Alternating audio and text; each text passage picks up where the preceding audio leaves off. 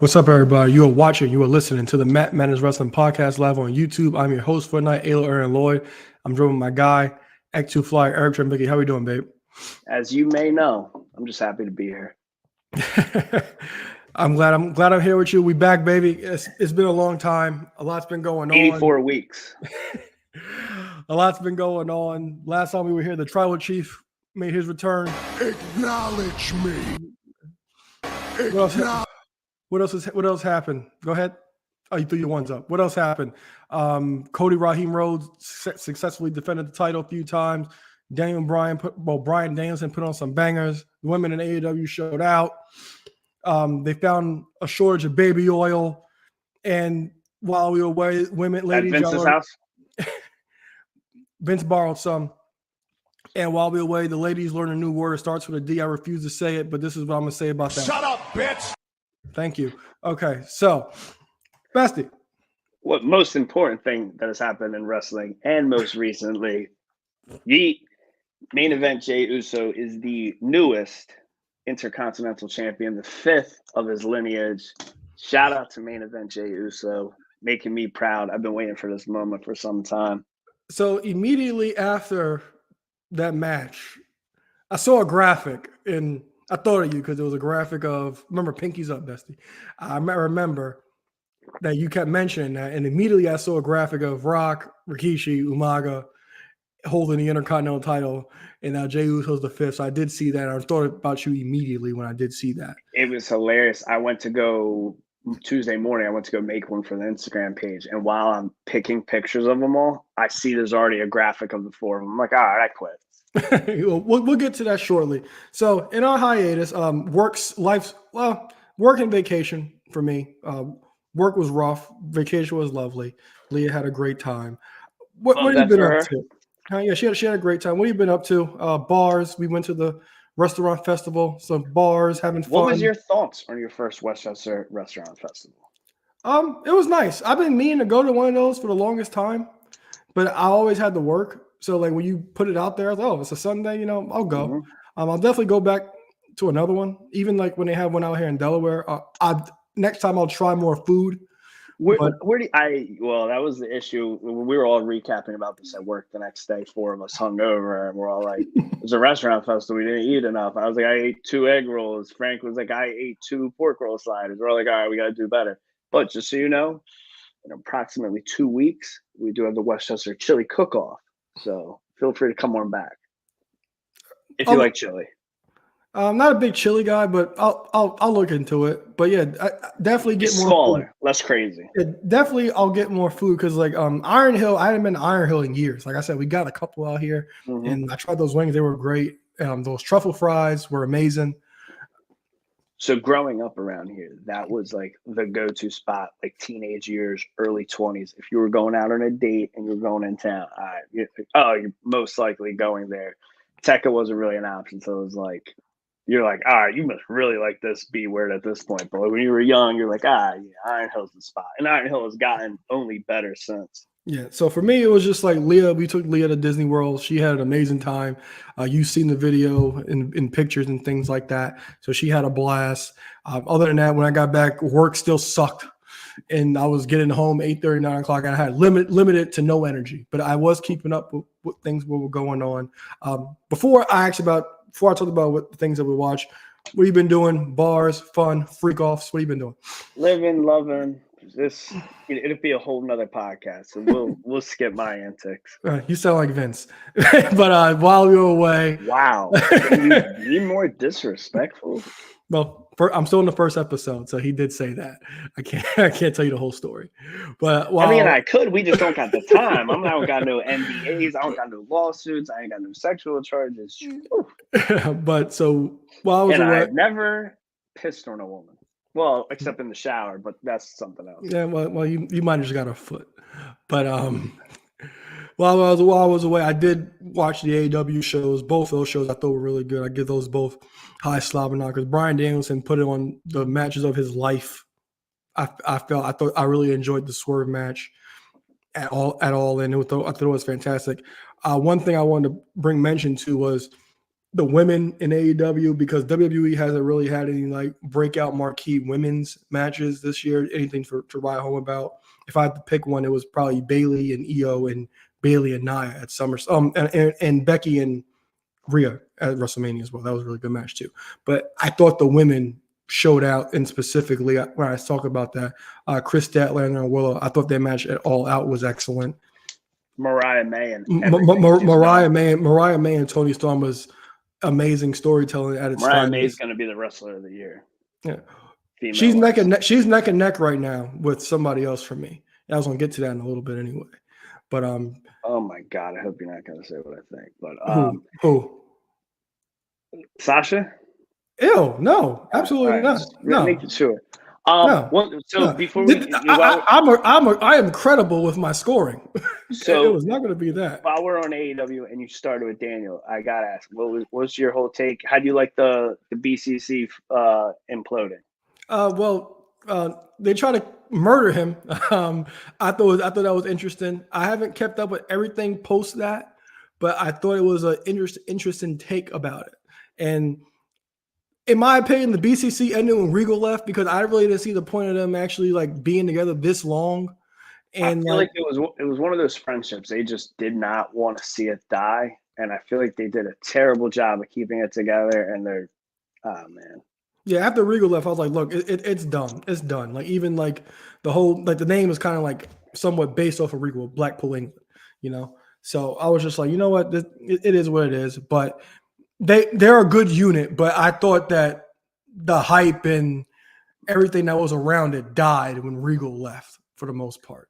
But I'm interested to see what actually happens with that, because you'll probably get him versus Claudio. You'll get him versus Mox. And this is basically like his farewell tour. And when he leaves the title, he says he's going to retire. And then we got Christian Cage teasing, cashing in his opportunity at any time. So I am looking forward to that. Unfortunately, and I hate doing it while wearing this hat, but my hair looks crazy right now. I'm going to rip apart today's Dynamite Grand Slam in about 90 seconds, and also the fallout of this BCC. I had high hopes for the show. I did not start it live. I was watching the first 2 episodes of the Mr. McMahon documentary. They opened the show with, was it Moxley on the ring? It's already so forgettable in how it started. I think it started something to do with Mox. Either way, no. Sorry. We started off, Nigel came out. They teased that Bryan Danielson wasn't going to come out. It was going to be a count out. He comes out. They go on for like 25 minutes, 20-minute match. Bryan makes them tap out. They tease Christian cashing in. And then Kip Sabian steals his pen. And, with how serious Christian has been, I don't know if I like the comedic thing or whatever Kip's going on. I'm like, all right, this is dumb. Like, I don't know. I've never been a fan of Kip. So I'm just like, all right, this is really weird. A little too much comedy for me. But then when Christian tries to go to the back, he runs in a Pac and Claudio, and they're just staring him down. So also, I'm like, all right, Pac is in BCC. He's not in. Kind of makes sense. He's kind of actually Blackpool. So, I was like, all right, maybe there's some hope to it. But they don't acknowledge that. Again, bouncing back to the BCC thing, Wheeler Yuta still wants to be with Bryan. He's all torn. He's heartbroken about what's going on. Real weird. This shit's not making a lot of sense. MVP came out tonight, if you didn't know. I see that. I saw that. So MVP teasing he wants to do some business with Swerve. If he wants that might have been, that for sure was the most interesting thing of the show. Ospreay and whatever his name is, Kyle Fletcher. Kyle actually, kind of popped me. He no-sold, had a no-sell moment where, or a false finish, but they end up losing. They're teasing, I guess, Ospreay falling out with him because he wanted to let him cheat to beat the Bucks. Mox beats Darby in the main event, which in my opinion went on a little too long. I was a little too hopeful for a certain surprise tonight that didn't happen. Then we get Bryan come out. Bryan chokes Moxley with tape. And then you got Marina pulling him off. And then it's like, okay, cool. Now we're going to get the world champion pulled off Mox by a chick. I'm not trying to be sexist, but all right, I get it. We're trying to make her intimidating. And while she's working on him, Here comes Claudio and Pax. All right, now it should be a beatdown. Everyone's cheering for Yuta. Yuta should come out. Yuta should come out. We're a week away from 1 year anniversary of Dynamite. And we're going to send out Private Party, who have been lukewarm. That's day one-ish. For so long. That's the best thing they got going is that they are day one. But they've never won the titles. They never even won the Ring of Honor tag titles. Mark Quinn's been hurt the majority of these 5 years of Dynamite. Also, they run out with Commander, who is the most forgettable luchador in AEW history. Why? Whatever their manager, Alvin, whatever his name is, who's running with Lucha Brothers, who Lucha Brothers are gone, so now he's running with the other Lucha guy, which is making it a little more weird because you were only running with them because you were with Penta and Phoenix, but they're gone now. So you got Brian over here with Private Party, Commander, and the manager, and they run down the BCC without Wheeler. And I'm literally scratching my head. So Mox won. Mox the number one contender now at Wrestle Dream in like 3 weeks. He'll challenge Brian in his hometown, probably become a 4-time champion. And Brian will probably be done. I don't know. I'm anticipating some 8-man tag in the meantime. But dude, all I could think is this is a week or so, maybe 2 weeks away from the 5-year anniversary of this show. And I swear the only way this could be better or more acceptable is if this was week one and week one was 5 years later, because this was just bad. I mean, I'm disappointed in myself. I stopped watching the documentary because I expected something really good. The tag match was good. Also, Hook retained the FTW title over. Accolade that got a big mark for the belt. He retained the title over Roderick Strong and then retired the title. The FTW title is now defunct again because it was in New York. Blah blah blah blah. But this show, extremely forgettable. We're going to talk about some forgettable shows and matches later, but very disappointed. Again, this, I'm showing no bias. I'm wearing an AEW hat, but I got to be truthful. Bought this hat at AEW Dynamite episode 1, by the way. Huh. Look at that. Comes full circle. But also, like, other than, like I said, I watched it, AEW pay-per-views. I also watched Bash at Berlin. Thought that was a good show. CM Punk McIntyre had a great match, but I can't stand those red and green lights that they put in those strap match. I just can't do it. But obviously, we agree SummerSlam was a better match. Yeah, I thought it was a good. I thought it was a great showing though. And what else did I watch? I have been catching up on NXT. Burns doing some cooking down there that I'm really enjoying. I did watch their last pay-per-view. I did watch that. I really did enjoy No Mercy. I did enjoy that. And I watched John Cena's recent movie on Amazon. I thought that was really fun as well.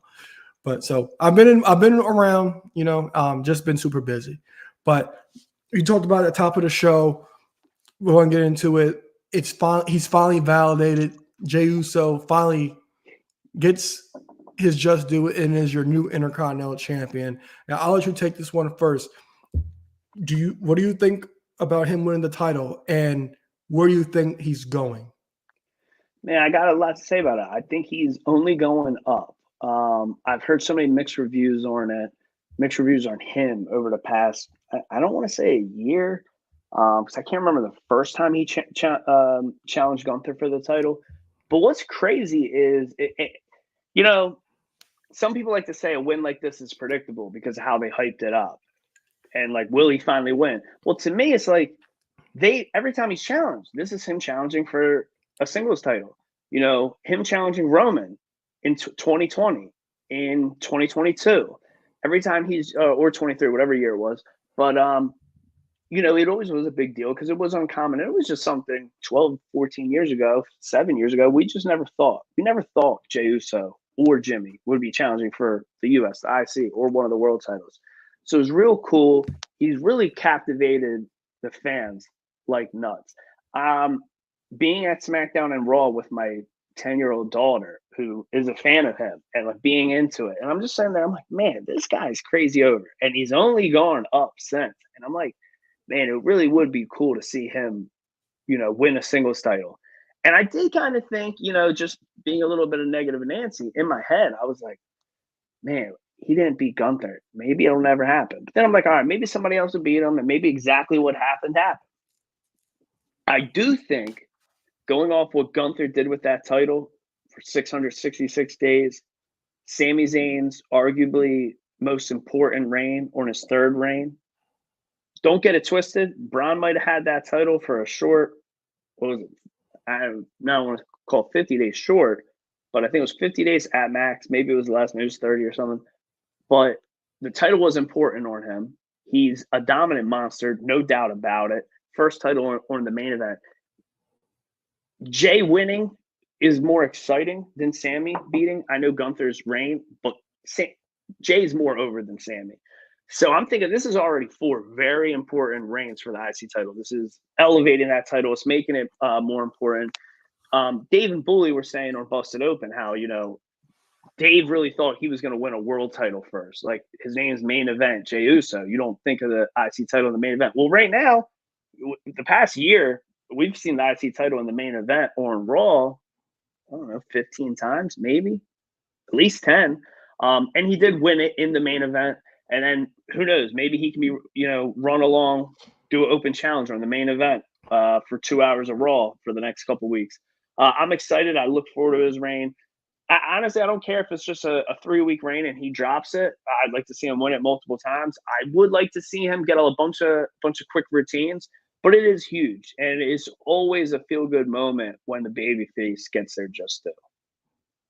So, like you just said, they built it up perfect. They built it up a lot, and I don't think this was predictable at all, because the fact that he always loses. Now, like I said, they've been building this tournament up for weeks and weeks at a time, but you think Jey Uso, like, all right, he's going to lose here. And plus, you see who he's facing. If he was facing a longer tenure champion like Gunther, I would think, okay, Jey Uso's going to win. But for somebody who they have so much stock in with Braun Breaker, and especially since he just won it a month and a half ago, it's just like, really? You taking the title for Braun? And I'm like, and I see a bunch of things on IG that there's a rumored face turn for Braun. I'm like, already? Like, that guy does not need to be a face no time soon. No. That guy's a monster. He's probably going to be your biggest draw within a couple of years. So there's no reason to turn him babyface at this point at all. So I was like, okay, you're taking the title off of Braun. I'm like, okay, so, but also, it's kind of like he's proven, Jey's also like proven to the bloodline that he could do it on his own, because remember he kept giving all these passionate promos about doing it on his own. Like, I'm not sure if you remember, but going into Money in the Bank, when he said he was going to be in the match, he gave like this passionate promo about doing it on his own and things like that. So now he actually has something to show for it. And we're about to head into Survivor Series time, and you already know that there's going to be some build to get to him getting himself back against Solo's bloodline. And that's an interesting thing that we're actually going to see. So one thing real quick. So a thing I saw that was a cool tidbit, another clip from the past. I don't know if it was, I think it was a documentary just on Roman. Maybe, I don't think it was his evil thing, but probably his most recent the A&E. Maybe the A&E, because I don't think I've watched that. I know I haven't, but there's a clip, and I remember seeing the clip before, so maybe I just saw it go viral. But he says something about, like, it was about that tribal chief character, that head of the table character, and how this is to elevate the whole family. And it says, if I don't make all of them more important, all of this was for nothing. And if you think about, like, beginning of COVID, like, yeah, Usos were cool, the edgy heel, but like they were, sometimes in the picture, sometimes not. But when Jimmy was back from the injury after, like, main event, Jey began, right-hand man Jey began, they were, again, easily the number 1 WWE tag team. They always were in the tag picture. They always had the belts. They unified the belts. They did so much. They were always a focal point. Then they were a focal point within the bloodline story. Then they implode. Then they have their singles match against each other. Then they split. Then Jay's over here doing his own thing. Jimmy's over here doing his own thing as a heel. And then this moment, him winning the IC title in a very unselfish way, proves how great of a character and everything Roman's done over the past 4 years. Because if he didn't, and if Roman didn't start that storyline with Jay, this would have never happened. And this is like probably 21, 22, this clip where like, Jimmy's or Jay's even saying, he's like, if it that's my brother, I love him. If it wasn't for him, I wouldn't be main event Jey Uso. I wouldn't be in this picture. I wouldn't be in this spot.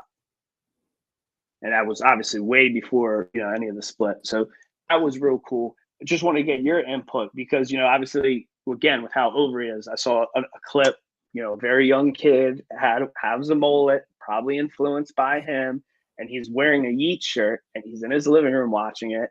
And, there was a great false finish. And I'm sure because those happen a lot with Gunther, I popped for that false finish as an adult. I was like, damn, probably not happening tonight. And when Jay got that win, this little kid cried. And so, going viral on Twitter and the gram. And obviously there was a lot of clips of that from back in April when Cody won. In a way, I would say these two title wins, very different, but they're very similar in that way, where there are a lot of fans captivating about both characters. And I would argue there is a argument in a way that this is a bigger moment because you're just a weirdo if you're hating on Jay.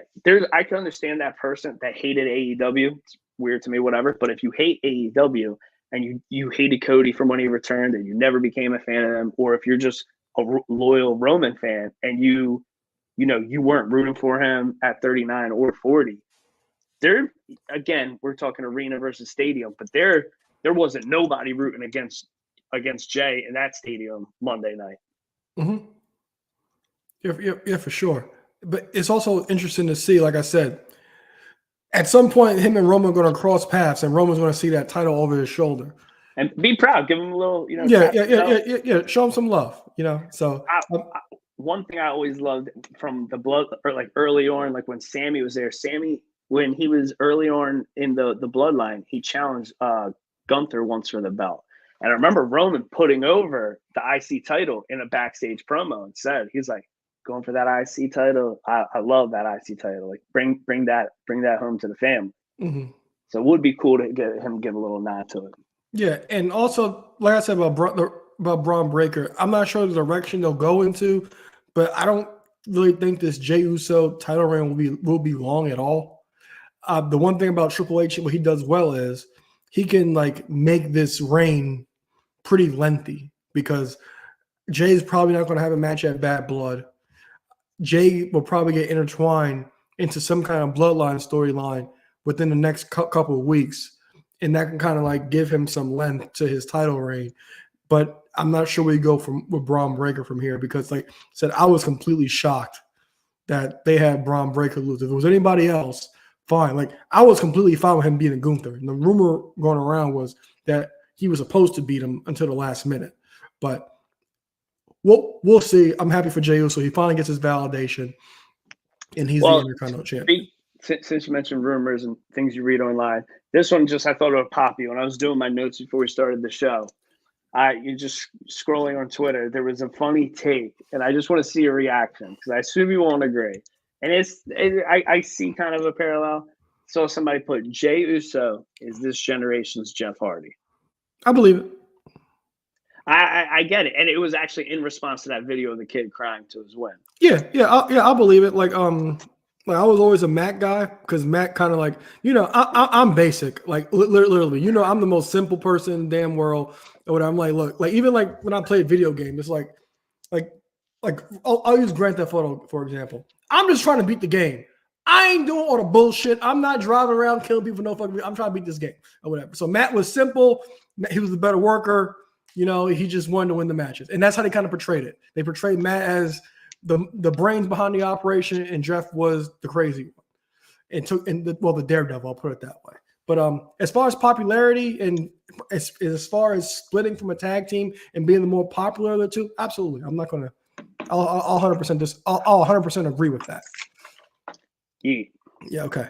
So one more thing before we get into our top 10 Hell in a Cell match list.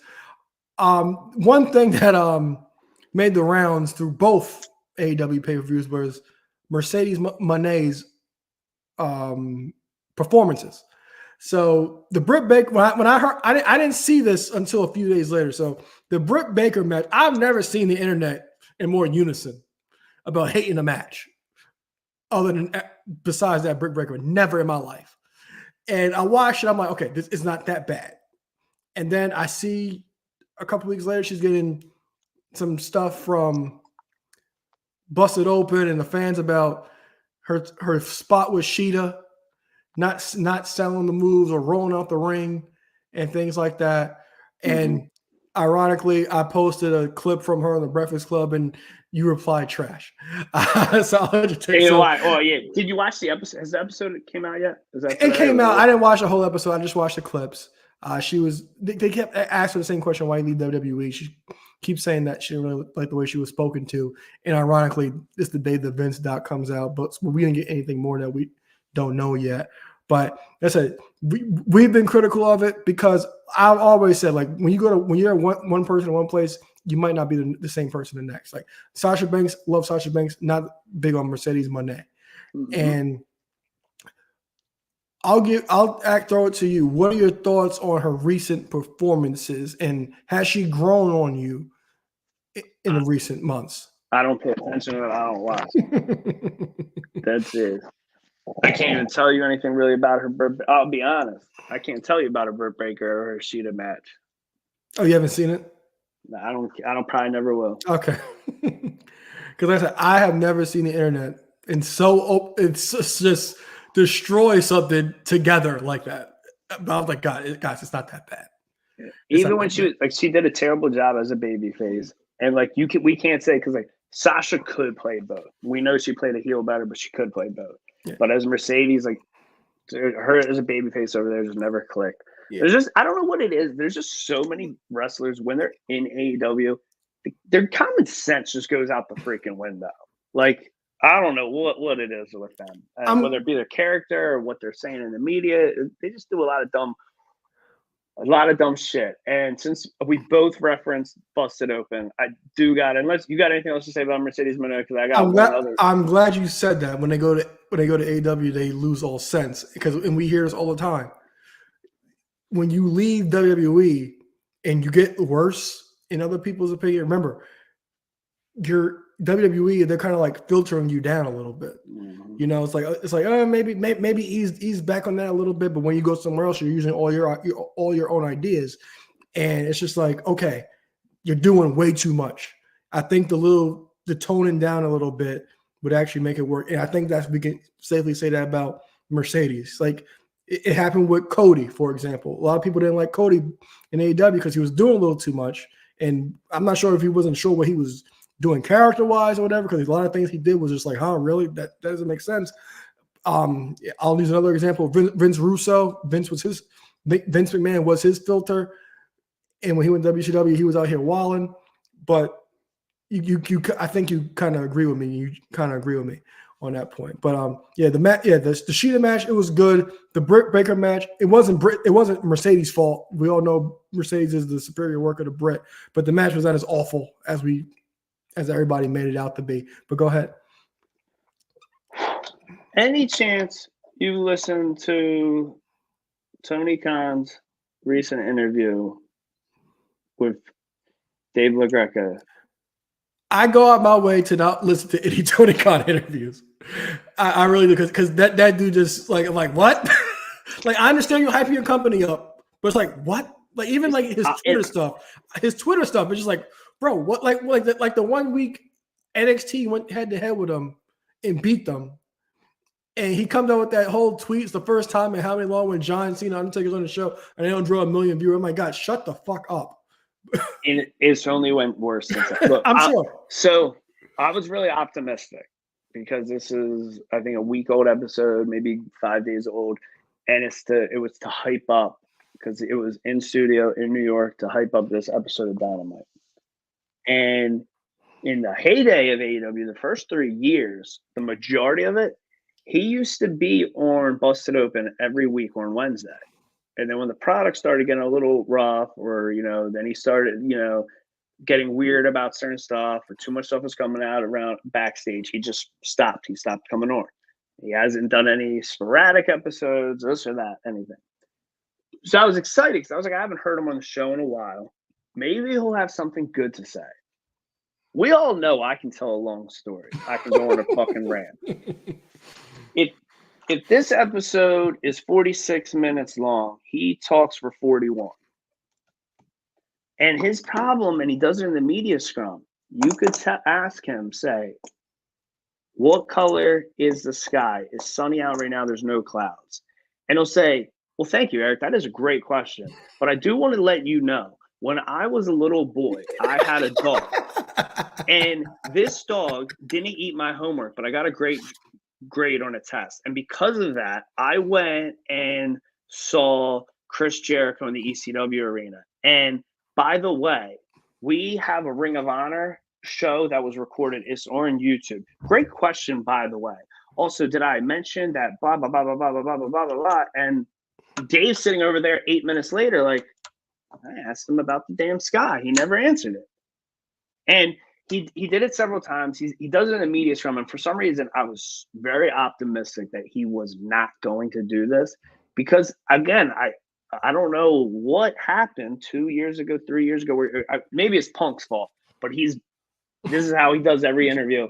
And it was bad. All I could really think is, and it sucks, I'm sure there's other stuff they want to do with this current Elite storyline. And I know the Bucks got their haters, but at this point, Matt and Nick need to become babyface again, and they need to handle all press. Because everything they're doing it's insane. It's terrible. It's god awful.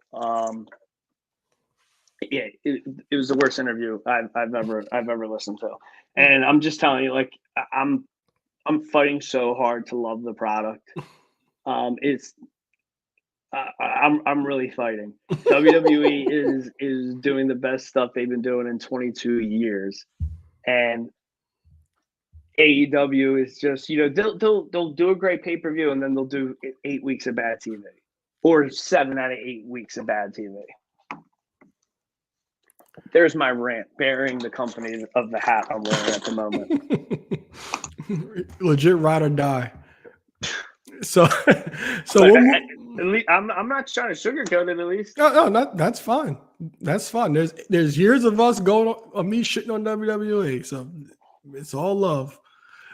So we'll move on to the fun part of the show. So Georgia's on our mind, and Hell in a Cell is our next weekend. Hell in a Cell is next weekend. So we're going to name our top 10 Hell in a Cell matches. And we talked when I posed this question to you, you responded right away. You was like, "Holy shit, this is 52 of these." And I think that me and you could actually like name majority of them up to the point where it got its own pay-per-view, because Vince was throwing 2 or 3 of those on a card per time. And a lot of those I forgot. Yeah, 2 or 3, like you said, a lot forgettable. And I mean, I texted you again. Here's a spoiler for the listeners. 2 things. One, when Aaron first proposed this topic, he said, "Let's do our top 5 favorite Hell in a Cell matches." So I immediately thought to myself, I know my friend, and I know what we like, and our list might be the exact same. Then I thought, I was like, all right, we'll have 3 out of 5 of the same. And I said to him, this should be fun. Our list might be the exact same, or at least it'll be 3 out of 5 the same. He's like, screw it, let's go for 10. And then I see the list, and I was like, and here's a spoiler, guys. I don't think this is going to be on our list. But I was like, wow, Xavier Woods versus Bobby Lashley on Monday Night Raw. Forgot about that. Yeah, USA got mad because they wanted their own Hell in a Cell match. Because SmackDown had one. Right? Yeah, Roman. It was in the Thunderdome. Yeah. So good old Thunderdome era.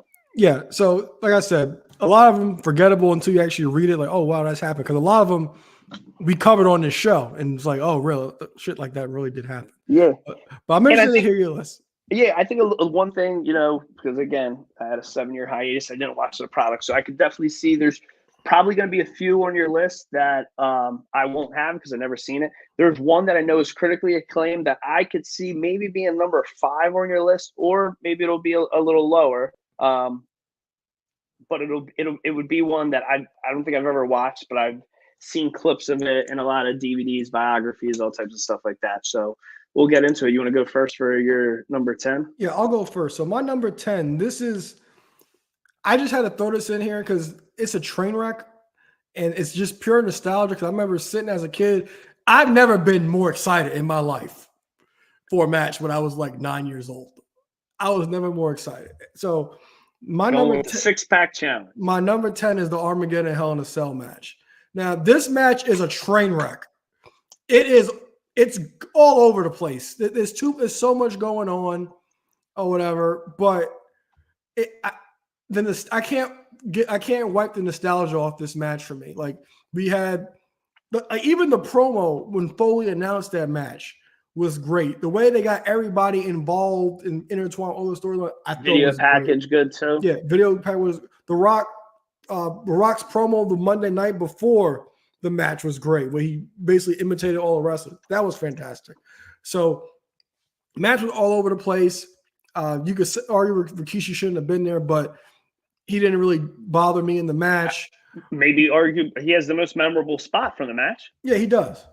But he had every right to be there. A complete mess of a match. Recognize the bloodline. Yeah, a complete 2 mess bloodline members in the same match. Complete mess of a match, but it was so much fun. And 9-year-old me was ecstatic. And I cannot tell you how mad I was. I found out Kurt Angle won the next day at school. I was so pissed. But I found The Rock's only Hell in the Cell, correct? I believe so. So that's my number 10. My number 10, because as you know, they're going to be in Georgia this weekend hosting the 2024 Bad Blood pay-per-view, a return of a pay-per-view that we haven't seen in some years, correct? Mm-hmm. So I'm going to start my list off revisiting Bad Blood 2003. It's what I would argue is an underrated Hell in a Cell. We got Kevin Nash challenging Triple H for the World Heavyweight Championship in a match that I believe Kevin Nash should have won. Unfortunately, he did not. We had my GOAT. We have Mick Foley. You mentioned him announcing that match because he was commissioner at the time. He was randomly the special guest referee in this match because of nostalgia of him and his association with said match. Love Kevin Nash. His only Hell in the Cell, I believe. And Triple H, who's had maybe the second most Hell in the Cell matches of anyone ever. So, yeah, definitely a good one and a memorable one from my youth, and also one of the last probably pay-per-views I watched before I stopped watching the product. Yeah, I haven't seen that match in 20-something years. I watched it. I've watched it probably like 3 years ago. And to go back to the Armageddon Hell in a Cell, after that one time, I could see why I never went back to it. But you can make the argument that the Elimination Chamber was its replacement. But I'm just shocked that it never went back to that. But I understand why. Why? Because too many people? Yeah, it was a mess. But like I said, I think the Elimination Chamber was like their way to solve it. Well, for the listeners, Aaron and I did pop when I was going through some of these silly matches. There was also in 2011 a dark match that ran less than 6 minutes. And it was John Cena defeating Del Rio, Punk, Dolph Ziggler, and Jack Swagger. That was after Raw in a dark match, and it lasted 5 minutes and 1 second. So every guy got about a second. Or a minute, my apologies. All right, so my next few are actually pretty modern. So I'm not sure if these actually even make your list, but my number 9 is Sasha and Bailey from Hell in a Cell 2020. I knew this would be on your list. I was very scared it was going to be number 5. Oh, no, it's not. Was that what you were talking about earlier? Yes. Oh, no, it's not. That's not number 5. Number 9. Good match. Great table spot. Mm-hmm. Sarcasm. Okay, so for my number 9. I wasn't sure. No, the Charlotte was the bad table spot. Oh, yeah, you win this round. Well, I'm sorry. So you said this was Bailey. Charlotte, Sasha, and Bailey. Yes. Much better match. My apologies. Yeah. It's the Mercedes hate coming out of me. Oh, number 9. I'm going to go back to the theme. Hunter Hearst Helmsley defending Let me make sure. I believe he was defending his World Heavyweight Championship. Never mind. No world title needed. He was facing his best friend, Shawn Michaels. Bad Blood, 2004. Keeping the theme alive. Good match. Good match. A actual good table spot. All right. So my number 8 is Edge and Seth Rollins from Crown Jewel 2021. I do recall you loving that one. Okay. Yeah, that match was really good. Is that the only red Hell in a Cell on the list? No. No, of course not. You got the Fiend on here. You're sick. So for my number 8, and in a higher spot where it is supposed to be, I have Armageddon 2000, the 6-pack, where Kurt Angle retained his WWF Championship. That match almost didn't even make my list. I just did it because it made 9-year-old me happy, and I generally do like pop every time I see the promo. Like I'll turn the Mick Foley promo on pretty often because like there's like promos like I just love that I'll just watch I'll watch when I feel like it, and that's one of them. That match reminded me of and looked like every main event of my toy federations. Oh, absolutely. Even like in a video game, designed for me. When they put that in the SmackDown games, you could do the 6-man Hell in a Cell. Oh, it was game over. No pun intended. Oh man, 6-man Hell in a Cell all the time. What do you got for the lucky number 7? Lucky number 7 is Triple H and the Undertaker from WrestleMania 27. That I knew. Okay. So I remember watching this. I was writing a paper at the time, and I had it on. I had a split screen. I had the paper and the computer, and I remember not liking this match originally, and then we reviewed it on the show, which is in the archives, guys. If you want to go back and listen to it, the storytelling was absolutely perfect. It really was because despite Triple H being a heel and HBK being a face throughout the years, Triple H had never lost a match when HBK was the referee, and they put that into the storyline. Also, with the whole best friends thing and Shawn Michaels' frustration about not being able to beat the Undertaker two times. So it was perfect. It was perfect storytelling. Like it was like a chance. Like you really thought as a fan, like Taker could lose here, and they would do everything they could to make him lose because that was the goal. And like I said, like even the spot where the sweet chin music into the pedigree, perfect. Like it wasn't no hesitation. Book sweet chin music pedigree, kick out immediately. So like that spot I thought was great. The storytelling match was great. The one thing I didn't really care for was the curtain call at the end that they did because you guys basically try to kill each other, and now you're doing a curtain call. But I understand the fact that they were trying to deem it as end of an era, so you'll be basically be seeing these guys for the last time together. So I do until a couple years when they go in Saudi Arabia and call Kane and he loses his mask, Triple H gets hurt, this disaster. I lose all credibility. I'll put that in my honorable mentions.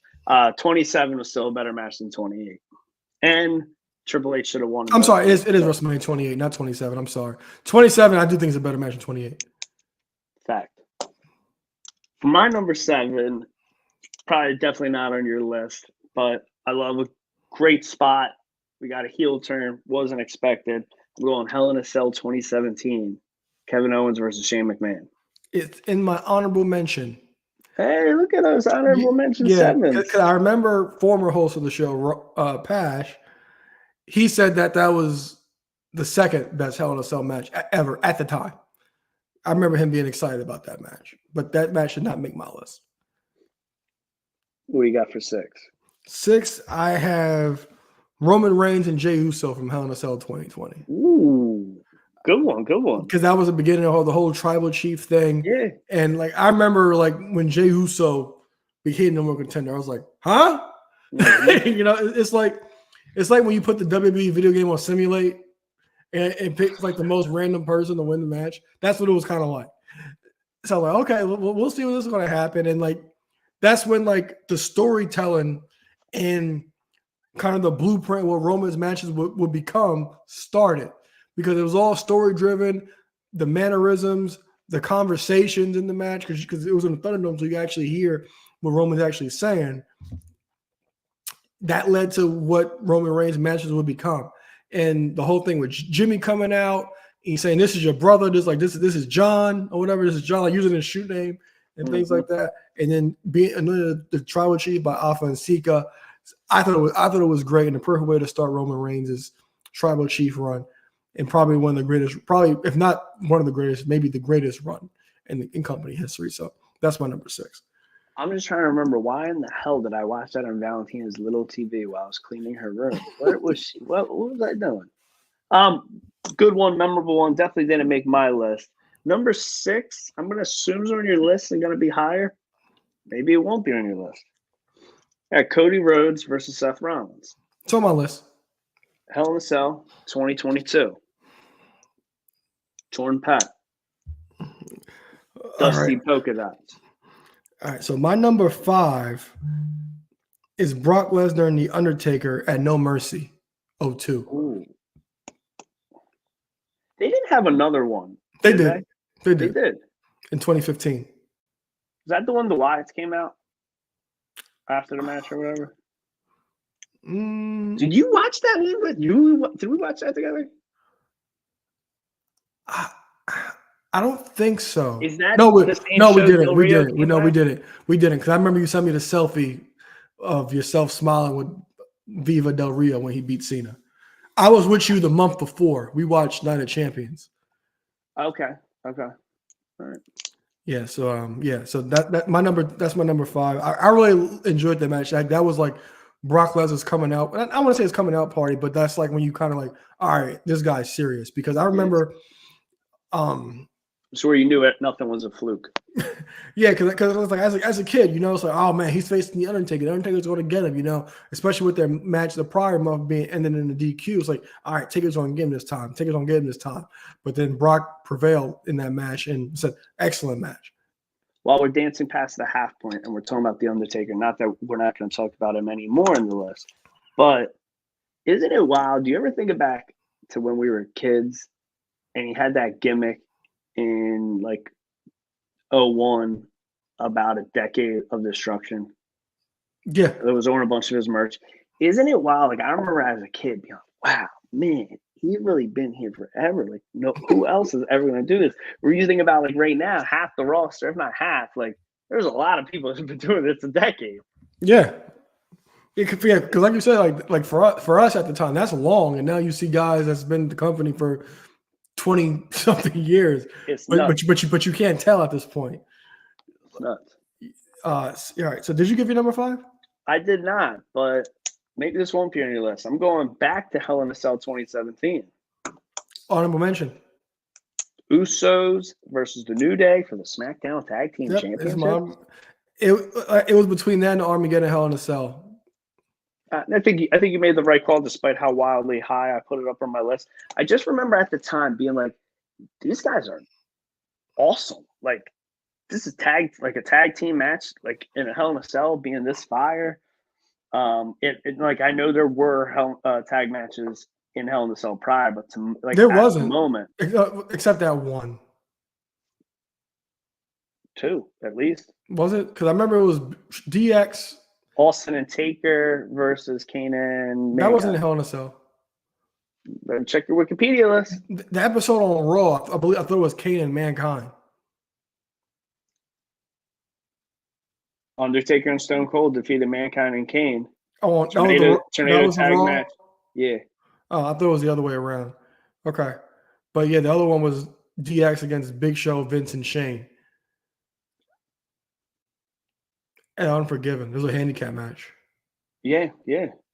I thought also, didn't the DX face also known? DX also versus Legacy. Oh, I forgot about that That's one. the one I knew of, that I've seen some clips of. Oh yeah, because Legacy beat them the month prior in a submission match Now, at Breaking Point.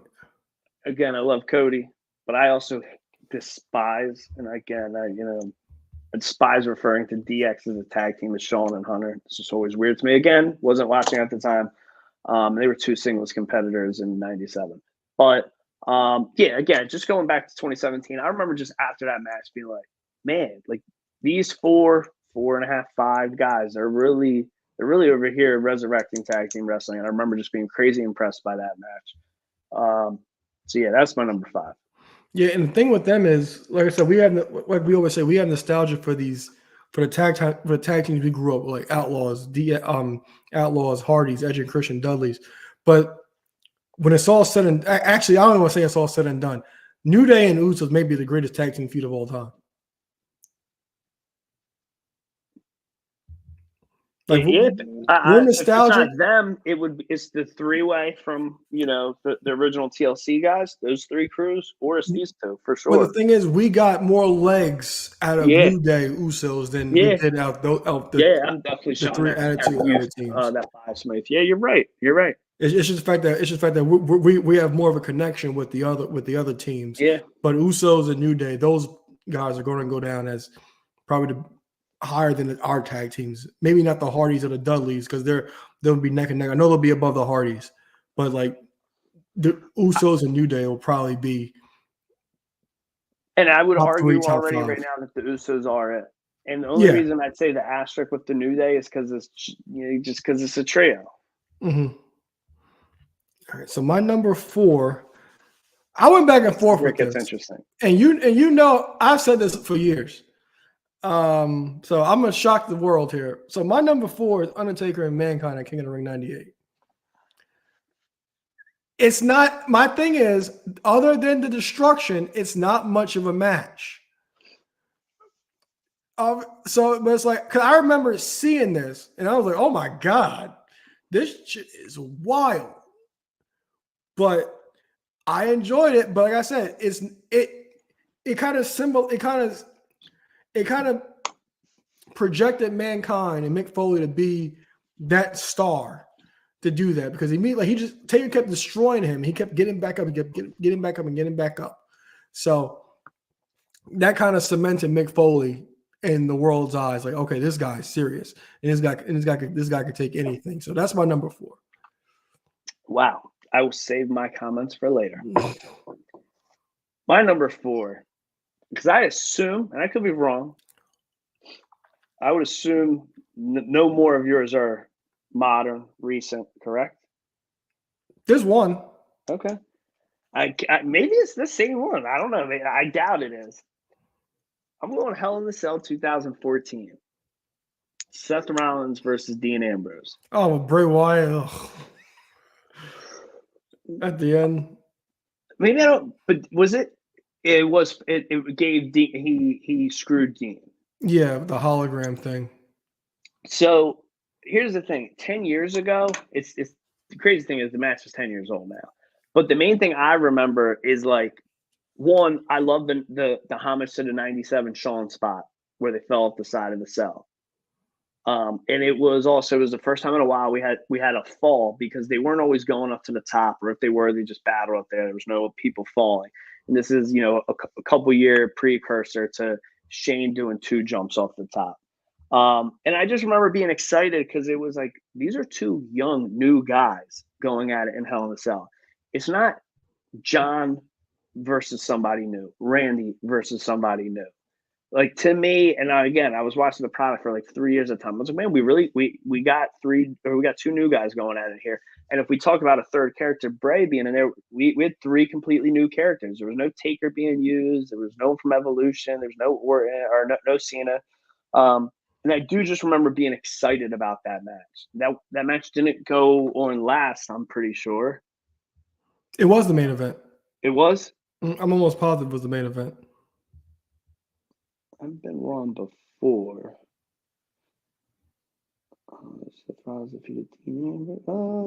Because I think Cena fought Orton. He did for the world title. Yeah, so you're like, okay, which was even cooler when you think about it. So a non-title match went on. Because Brock was champion and Brock wasn't coming back to Rumble. Because Cena versus Orton, I believe, was to be number 1 contender. I think. In the main event, yeah, Dean Ambrose faced Seth Rollins in the main event, yeah. Wyatt executed Sister Abigail and Ambrose and whacked yeah. So I just remember again, that's an match I got to rewatch. Who knows? It probably doesn't deserve to be this high up on the list, but I do just remember the feels of watching it, and whether it be 10 years ago, I just remember looking forward to it, enjoying it at the time. And I had some very casual wrestling fans watching it with me, and it was two guys that probably haven't watched wrestling in like 10 years at that time. So, and I remember trying to like explain who those guys are. Now, keep in mind, Seth Rollins, arguably our era Shawn Michaels, was world champion earlier this year. We got Dean Ambrose now, John Moxley, about to challenge to be a four-time AEW champion. So 10 years later, these guys are still extremely relevant, still in world title pictures. So they definitely deserve to be on my list. It's funny that you talked about a decade of destruction a few picks ago, because that's 10 years. That match is 10 years old itself. All right, so my number 3 is Cody versus Seth Rollins, because when that news broke that he broke his pec and he was still going to wrestle, and then you actually you saw it and like, oh my God, that looks crazy. And Seth trolling with the polka dots, Seth's face when he sees Cody's bruise was perfect. And the fact that the bruise was just a target throughout the match, you know, it's like this big bullseye, and Seth just constantly attacking it the entire time. I love the whole aspect of it, and the fact that he actually went through with that, and then what it led to, because that we talked about on this show, that might have been the best thing for Cody, to have that break after that, so you can kind of forget about him, and so he's not doing a bunch of BS until his Royal Rumble season. So that match kind of still shot Cody forward to the main event scene, and I think he gained a lot of people's respect. He definitely did, and he became much more of a fan favorite. That is the moment. The moment he took that coat off, that's when he won over the masses. Yeah, definitely. And like I don't have space for it, but I do have space, but I'm not going to buy it. But that Elite is getting a greatest hits treatment, and it looks like the Seth top picks is getting re-released. Him dressed up as Dusty. Oh, is it? Okay, I didn't notice that, but I didn't buy a figure. But it's like I don't have the space. I don't really have much real estate left, so I gotta be selective. But like that match is really iconic to me. It really is.